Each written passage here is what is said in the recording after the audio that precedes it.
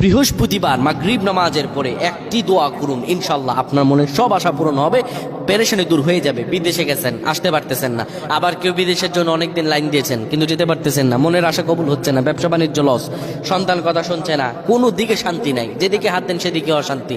অনেকে বলে হুজুর এত আমল করি কিন্তু কবুল হয় না, কিন্তু কিছু কিছু সময় আল্লাহ দিয়েছেন স্পেসিফিক ভাবে, ওই সময় আপনাকে আমল করতে হবে।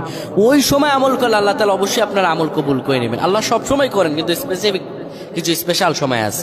বৃহস্পতিবার মাগরিব কি সারা দিনের পর মাগরিবের পর থেকে শুরু হয় শুক্রবারের রজনী। এটি এমন গুরুত্বপূর্ণ রজনী, কোনো ব্যক্তি যদি সেই রজনীতে ইবাদত করে আমার আল্লাহ কবুল করে নেবেন। মাগরিব নামাজের পর আপনি দুই রাকাত করে 6 রাকাত নামাজ পড়বেন, এটাকে বলে সালাতুন নওয়াবি। এই নামাজটা পড়ার পরে 100 বার দুরূদ শরীফ পড়বেন।